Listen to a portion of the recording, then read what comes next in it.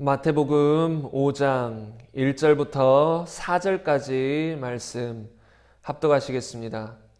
예수께서 무리를 보시고 산에 올라가 앉으시니 제자들이 나온지라. 입을 열어 가르쳐 이르시되 심령에 가난한 자는 복이 있나니 천국이 그들의 것이며 애통하는 자는 복이 있나니 그들이 위로를 받을 것이며. 아멘. 세상과 나는 간 곳 없고 구속한 주만 보이도다. 저는 이 고백이 날마다 제 삶의 고백이 되기를 소원합니다. 어느 한순간의 고백이 아니라 매 순간 세상과 나는 간 곳 없고 구속한 주만 보이도다. 이런 고백을 하며 살았으면 좋겠습니다. 여러분, 찬양을 할 때도 그냥 찬양하는 것이 아니라 우리가 정말로 예수님께, 하나님께 집중해서 찬양해야 됩니다. 그럴 때 어떤 고백을 할 수 있는지 아세요? 세상과 나는 간 곳 없고 구속한 주만 보이도다. 찬양할 때도 그냥 입술로만 찬양하는 것이 아닙니다. 그냥 이 육신의 힘을 쫙가지고 찬양하는 게 찬양이 아니에요. 영으로 온 마음 다하여 오직 주님을 바라보며 찬양하는 것. 찬양할 때는 자신을 바라보는 게 아니에요. 그리고 이 세상의 사람들을 시선도 바라보는 게 아니에요. 누굴 바라보는 거예요? 주님을 바라보는 것입니다. 그렇게 찬양이 될 때, 그렇게 찬양하는 단계가 되었을 때 그 순간 이런 고백이 나올 수 있어요. 세상과 나는 간 곳 없고 구속한 주만 보이도다. 그렇게 찬양하면 어떻게 되는지 아세요? 찬양 가운데 진정한 기쁨이 솟아올라요. 저도 모태신앙으로 자라오면서 또 사역자로 걸어오면서 얼마나 많은 찬양을 드렸겠어요. 수없이 많이 하나님께 찬양을 드렸지만 항상 제 속에서 기쁨이 솟아오르는 건 아니에요. 찬양할 때마다 막 주님의 임재가 느껴지고 기쁨이 막 솟아오르는 건 아니에요. 근데 제 경험상 이렇게 할 때 항상 기쁨이 솟아오르는 것 같아요. 그리고 이렇게 할 때 주님의 임재가 느껴지는 것 같아요. 어떨 때인지 아세요? 제가 정말로 제 영으로 주님께 집중할 때, 단지 육신의 입술의 찬양이 아니라 영의 찬양으로 주님께 올려드릴 때, 그럴 때는 보통 기쁨이 솟아올라요. 그리고 주님의 임재함이 느껴지고, 그리고 그때 고백할 수 있는 것이 무엇이냐면 세상과 나는 간 곳 없고 구속한 주만 보이도다. 우리의 삶이 정말로 이런 삶이 되기를 바랍니다. 우리의 소원이 이 땅에서 즐기고 이 땅에서 잘 되고 이런 것이 아니라 정말 구속한 주만 바라보는 그런 삶을 살고 싶다. 이것이 우리의 소원이 되길 바랍니다. 그런데 이런 사람이 되려면 어떻게 해야 할까요? 정말로 구속한 주만 바라보는 삶, 그런 삶이 되려면 우리가 날마다 매 순간 주님을 바라보고 주님께 집중하는 노력도 필요하겠지만 또 어떤 것이 필요하냐면 우리의 생각, 우리의 가치관, 우리의 마음이 하나님의 진리로 변화되어야 돼요. 내가 생각하는 사고방식, 체계, 가치 체계가 다 바뀌어야 된다는 거예요. 우리가 교회에서 10년, 20년 말씀을 들어도 그 말씀이 우리의 가치 체계를, 우리의 생각을 점령해서 바꾸지 못하면 그 사람의 신앙생활은 거기서 거깁니다. 그리고 구속한 주만 바라볼 수가 없습니다. 생각과 마음이, 가치관이 바뀌지 않았기 때문에. 여러분, 우리는 이렇게 말씀 듣는 시간에 어떤 일이 벌어져야 되냐면 우리의 생각과 가치관이 변화가 돼야 됩니다. 그냥 지식적으로 이런 말씀도 있구나, 저런 말씀도 있구나, 맞아, 맞는 말씀이야, 이게 아니에요. 그 말씀이 우리 각 사람에게 실제가 돼야 돼요. 그 말씀이 내 안에 들어와서 내 마음을 바꿔버리고 내 생각을 바꿔버려서 그 말씀이 우리 안에서 열매를 맺혀야 되는 거예요. 그런 사람이 어떤 사람이 되냐면 구속한 주만 바라보다가 이런 사람이 되는 것입니다. 진리로 날마다 내 생각이 바뀌고 가치관이 바뀌어져서 오직 주님만 바라보게 될 때 그런 사람의 구속한 주만 바라보도다. 이렇게 고백할 수 있는 겁니다. 여러분, 노력해도 안 됩니다. 나 신앙생활 잘해봐야지 해도 우리의 노력으로 되는 것이 아니에요. 성령의 능력으로 말미암아 그 진리의 말씀이 내 안에 들어와서 내 생각과 가치관을 바꿔버려야 그렇게 말씀대로 올바른 신앙생활을 할 수 있습니다. 어린 아이들에게 그거 불량식품 좋지 않아 10번 말을 해도 아이들이 그 말을 잘 듣나요? 자기 입맛에 맛있는 걸 경험해 본 아이들은 부모님이 혼내면 잠깐 안 먹는 척 하다가도 부모님이 안 계시면 몰래 먹기도 합니다. 왜요? 그 불량식품이 맛있으니까. 본인에게는 좋다고 생각하니까. 그러니까 먹는 거예요. 근데 여러분 생각해 보십시오. 만약에 저 불량식품을 먹으면 난 죽을 수도 있어.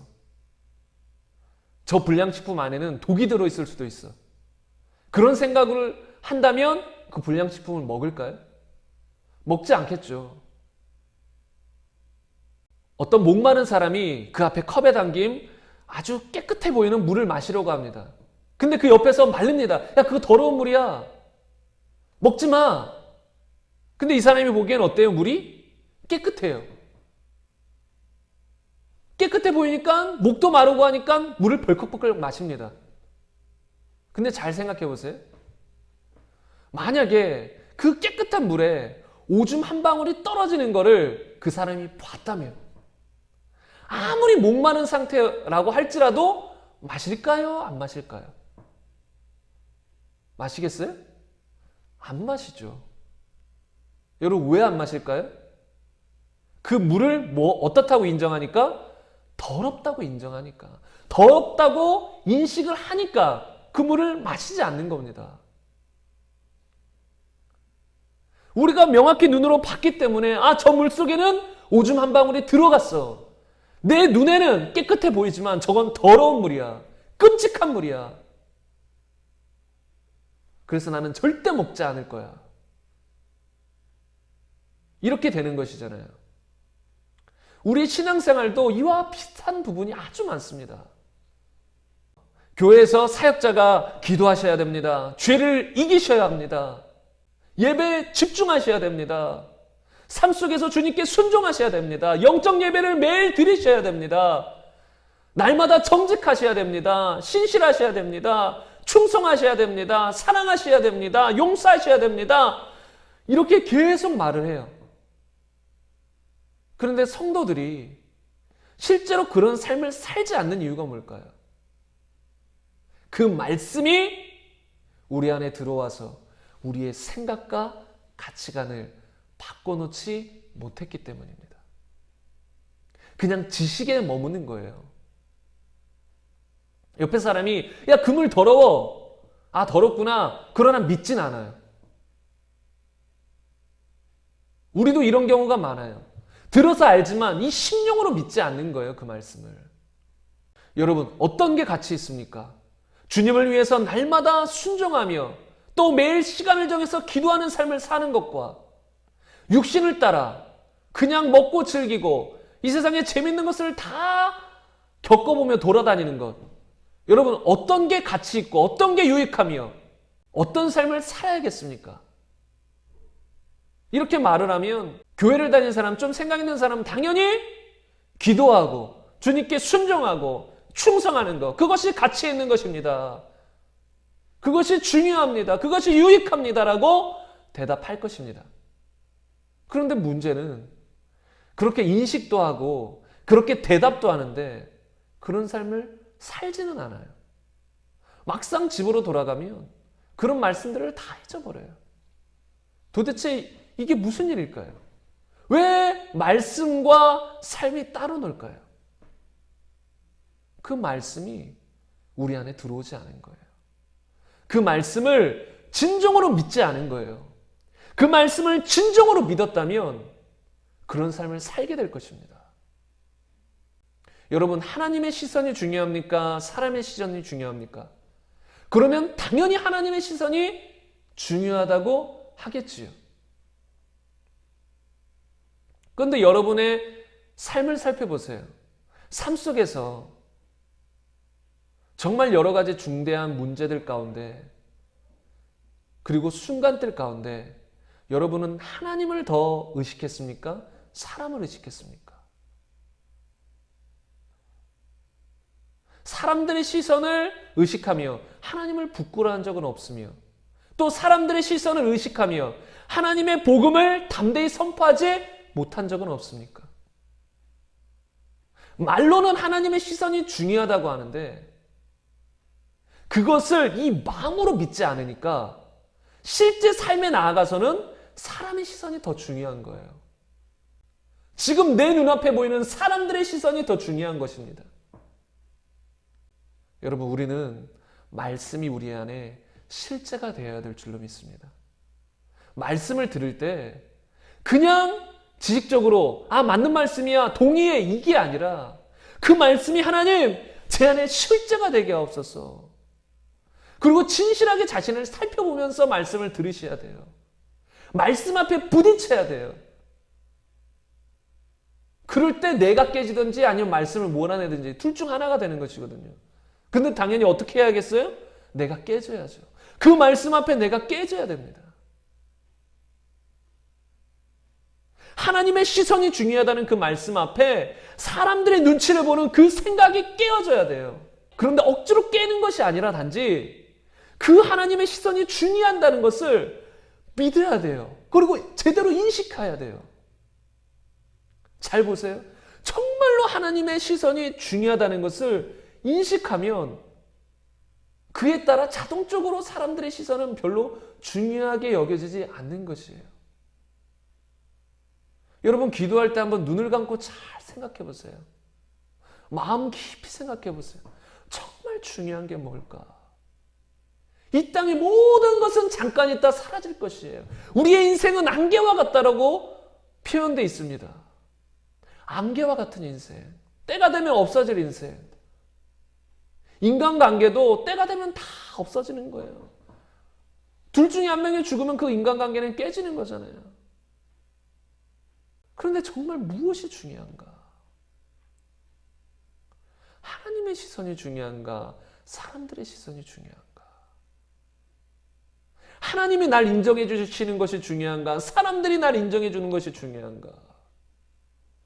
눈을 감고 깊이 생각해 보세요.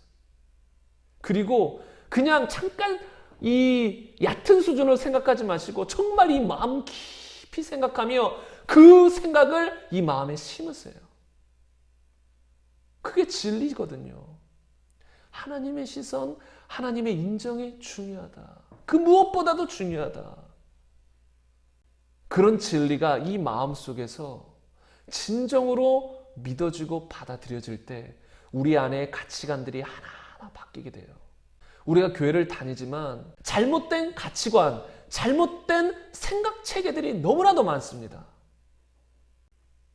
그런데 사람들은 그것을 몰라요. 내 안에 잘못된 가치 체계와 가치관이 자리 잡고 있는 걸 몰라요. 그러면서 나는 왜 신앙생활이 잘 안 되지? 왜 나는 저런 삶을 못 살지? 나는 왜 저런 위대한 하나님의 종들과 같이, 바울과 같이, 베드로와 같이 그런 삶을 살기가 어렵지? 왜 그럴까요? 베드로와 바울의 생각과 우리의 생각이 다른 것입니다.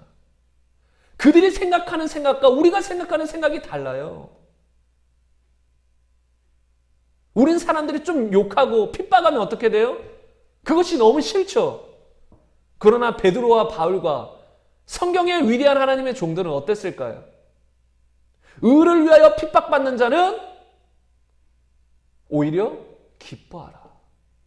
천국에서 너희의 상급이 큼이라. 오히려 핍박받는데 기뻐할 수도 있는 거예요. 그러니까 핍박을 달게 받고 핍박 속에서도 굴하지 않고 주님의 복음을 전파하는 것이죠. 이게 하나님의 진리로 생각과 마음이 바뀐 사람의 가치체계예요. 그러나 교회를 다니는 많은 사람들도 이런 가치 체계를 갖고 있지 않아요. 왜요? 그 말씀을 내 안에 받아들여 본 적이 없으니까. 의를 위하여 핍박받는 자 오히려 복되다, 기뻐하라, 이 말씀을 진심으로 내 안에 믿음으로 받아들여 본 적이 없는 거예요. 이 말씀이 진짜 내 안에 받아들여지면 아주 오래전에 믿음의 사람처럼 오히려 핍박이 안 오면 내가 무엇인가 잘못했나? 경건한 자에게는 핍박이 따른다고 했는데 매일 핍박이 오다가 어느 날 핍박이 안 오니까 갑자기 내가 하나님께 무엇을 잘못했는가? 내가 오늘 신앙생활을 제대로 하지 못하고 있는가? 오히려 걱정했다는 거예요. 오히려 염려했다는 거예요. 그러다가 어떤 사람이 돌을 던지니까 그때 기뻐했다는 거예요. 아, 내가 제대로 신앙생활 하고 있구나. 핍박이 왔다. 나의 신앙생활은 제대로 가고 있다. 여러분, 신앙생활 하다 보면, 정말로 신앙생활 제대로 하다 보면 무엇이 따르죠? 핍박이 따릅니다. 어정쩡하게 교회 다니다 보면 핍박 안 따릅니다. 그런데 진짜 제대로 주님 앞에 신앙생활을 하려고 결단하는 순간부터 핍박이 따를 수 있습니다. 가장 가깝게는 가정에서부터 핍박이 올 수 있습니다. 나아가서 친구, 회사 동료, 곳곳에서 핍박이 들어옵니다. 핍박의 종류도 다양해요. 근데 이런 말씀으로 자신을 채운 사람은 그런 핍박이 올 때 오히려 기뻐할 수 있다는 거예요. 그런 핍박을 받고 오히려 신앙생활이 약해지거나 떠나는 것이 아니라 오히려 감사하며 더 기뻐하고 더 열심히 신앙생활을 할 수 있는 것입니다. 여러분, 우리는 말씀이 이렇게 우리 안에 실제로 들어와서 우리의 삶을 바꿔버려야 될 줄로 믿습니다. 오늘 본문 말씀에 보면 3절에 심령이 가난한 자는 복이 있나니 천국이 그들의 것이며.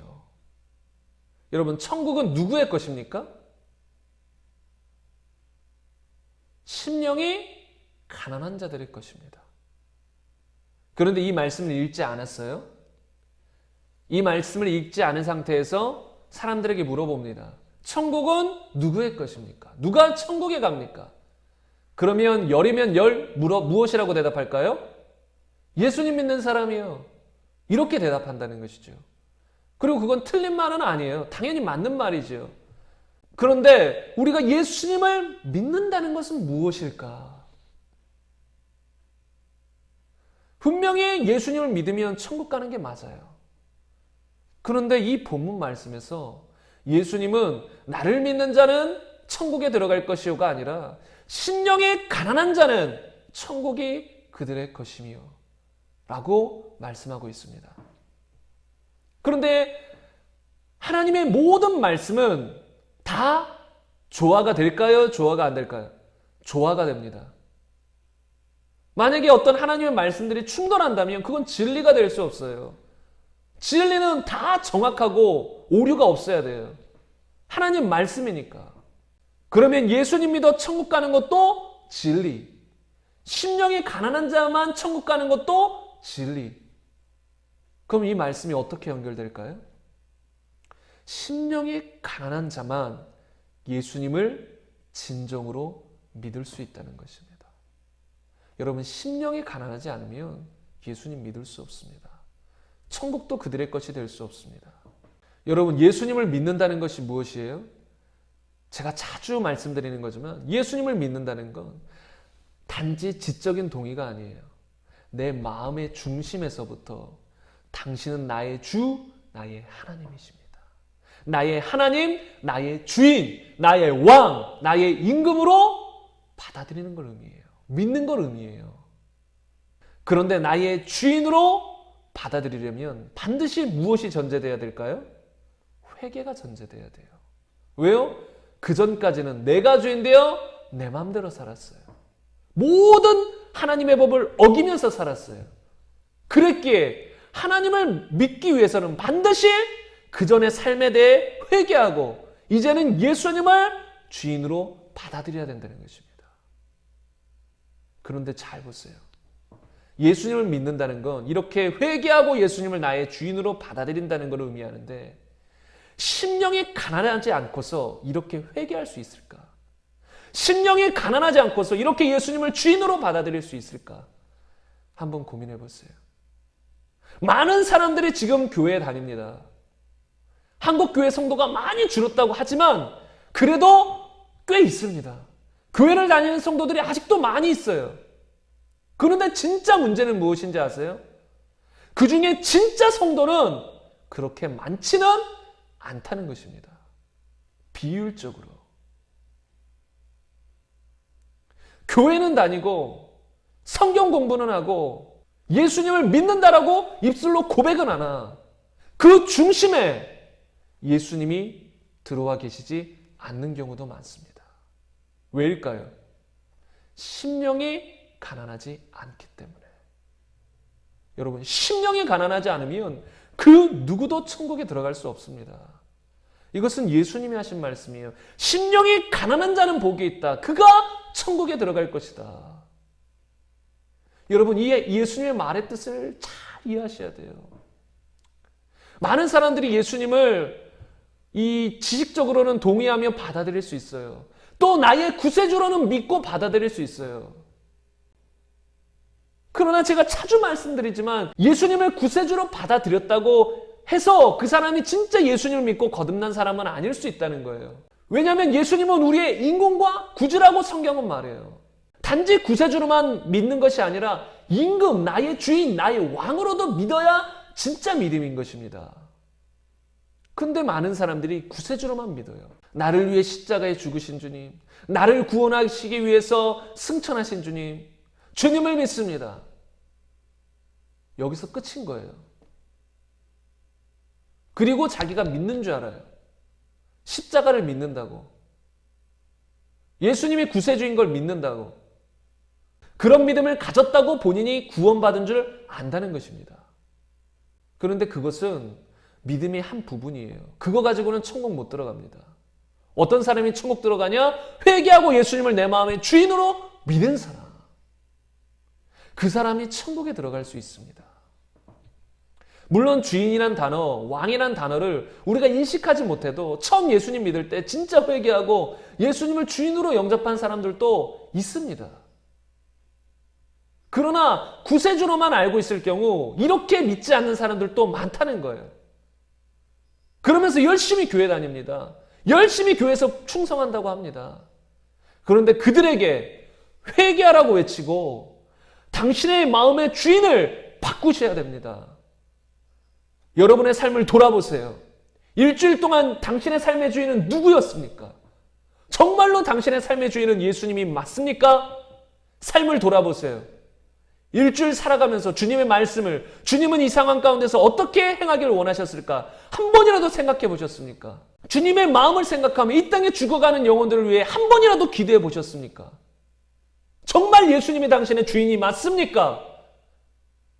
여러분은 회개하고 예수님을 주인으로 믿어야만 합니다. 라고 했을 때 심령이 가난하지 않은 사람들은 어떻게 될까요? 이런 말씀을 거부합니다. 구세주까지는 믿는데 나의 주인으로 믿기는 거부한다는 거예요. 왜요? 싫어요. 내 삶을 간섭하는 걸 싫어해요. 어느 정도 하나님 말씀에 순종은 하겠지만 온전히 순종하는 것은 싫어요. 그런데 주인으로 믿는다는 것은 온전히 순종한다는 것을 포함하기 때문에 주인으로 믿기는 싫어한다는 것입니다. 여러분, 그래서 심령이 가난한 자만 천국 가는 거예요. 심령이 가난하지 않은 사람은 절대로 천국에 들어갈 수 없습니다. 예수님은 우리를 전심으로 사랑하셨습니다. 예수님이 이 땅에 잠깐 놀러 오면서 구원 사역도 겸하여 한 것이 아니에요. 나도 한번 육신의 몸을 입고 사람들처럼 한번 이 땅에 거닐어 봐야겠다. 한번 사람들과 함께 즐겨봐야겠다. 그리고 이왕 온 김에 사람들 위해 십자가에서도 죽고 사람들을 구원하는 사역도 감당하자. 이렇게 겸사겸사 오신 것이 아닙니다. 이 땅에 오는 순간부터 우리를 구원하기 위해서 그 한 가지 목적으로 십자가에 죽기까지 끝까지 그 길을 걸어가셨습니다. 전심으로 우리를 향하셨다는 거예요. 그리고 그 전심으로 우리를 사랑하셨던 주님이 우리에게 요구하시는 것도 동일합니다. 무엇일까요? 전심이에요. 온 마음이라는 거예요. 부분적으로 아닙니다. 여러분, 연인 관계나 부부 관계에서 누가 부분적인 마음을 원합니까? 부분적으로 99%만 너에게 마음 주고 1%는 딴 사람에게 마음 줄게. 이게 어찌 연인이 될 수 있으며 이게 어찌 부부가 될 수 있습니까? 어찌 하나가 될 수 있습니까? 부부는 연합해서 하나가 된다고 했는데 그러면 하나 못 됩니다. 어떻게 그렇게 하나가 됩니까?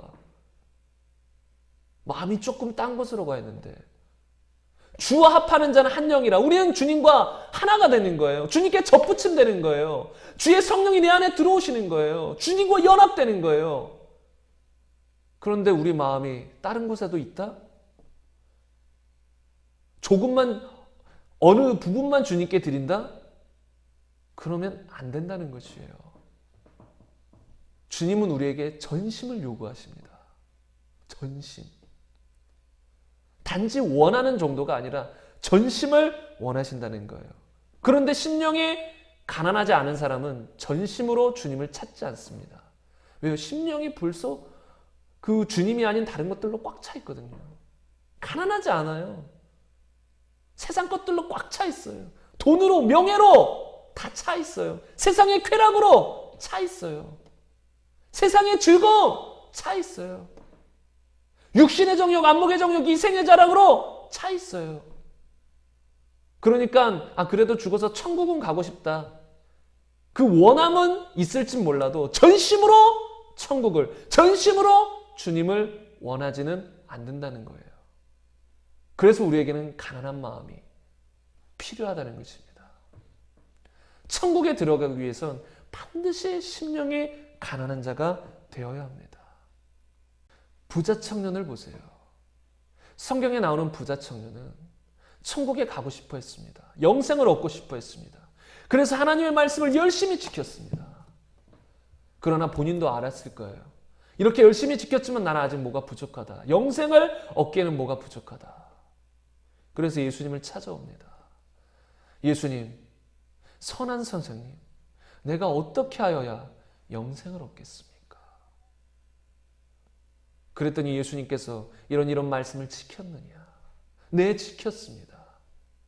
그래서 예수님이 말씀합니다. 너에게 한 가지 부족한 것이 있다. 너의 모든 소유를 팔아 가난한 자들에게 주고 너는 나를 따르라. 여러분, 본인이 아무리 하나님 말씀을 본인의 노력으로 지킨다고 해도 우리의 구원은 그것으로 이루어지는 것이 아닙니다. 무엇으로 이루어지나요? 예수 그리스도를 믿음으로 이루어집니다. 우리가 예수님께 나아갈 때 이루어집니다. 내가 곧 길이요 진리요 생명이다라 하지 않았습니까? 예수님께 나아간 자만 영생을 얻습니다. 그러나 부자 청년은 이렇게 예수님께 나아갈 수 있는 엄청난 기회가 있었음에도 불구하고 무엇 때문에 못 나아갔죠? 돈 때문에 못 나아갔습니다. 돈으로 자신의 마음이 채워져 있는 거예요. 돈을 사랑하는 거예요. 하나님보다, 예수님보다 돈을 사랑하는 거예요. 가난한 심령, 이게 아니라는 것이지요. 그래서 그는 영생을 원했으나 말씀을 열심히 지키며 심지어 예수님께 나와서 묻기까지 할 정도로 영생 얻기를 원했으나 전심이 아니었기 때문에 그는 예수님을 떠나가게 됩니다.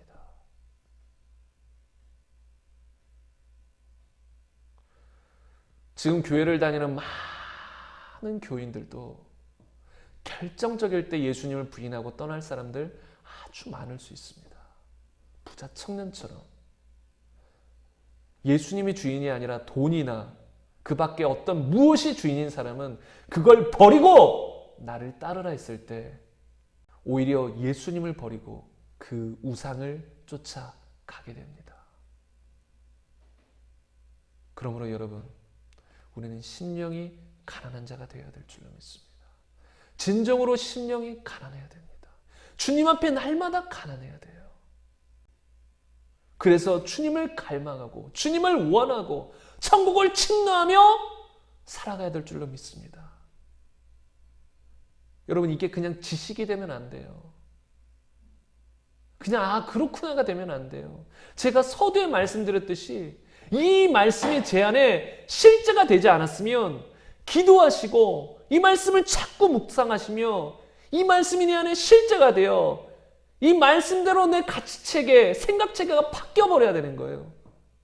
그래서 날마다 정말 갈망하는 자, 심령이 가난한 자가 되어야 됩니다. 주님을 잘 믿다가도 주님의 은혜로 충만한 삶을 살다가도 마음이 높아지고 심령이, 마음이 세상 것들로 차게 되면 더 이상 주님의 은혜가 느껴지지 않고 이 천국의 기쁨이 단절될 수도 있습니다. 세상 것들로 인해서.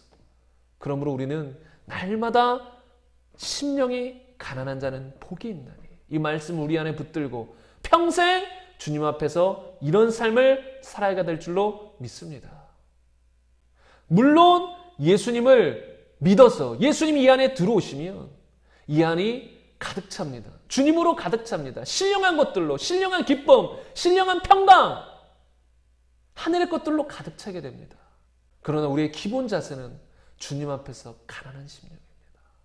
세상 것들에 향해서는 항상 가난한 심령이어야 됩니다. 그리고 오직 주님 것으로만 채워지는, 천국으로만 채워지는 우리의 삶이 되기를 간절히 소망합니다. 주님이 이 시간도 역사하셔서 천국으로 우리를 채우는, 천국의 성령의 역사함으로 우리를 채우는, 천국의 기쁨으로 채우는, 천국의 평강으로 채우는 그런 일이 있기를 간절히 소망합니다. 이 시간 우리의 주인 되시는 주님 앞에 주여 한번 외치고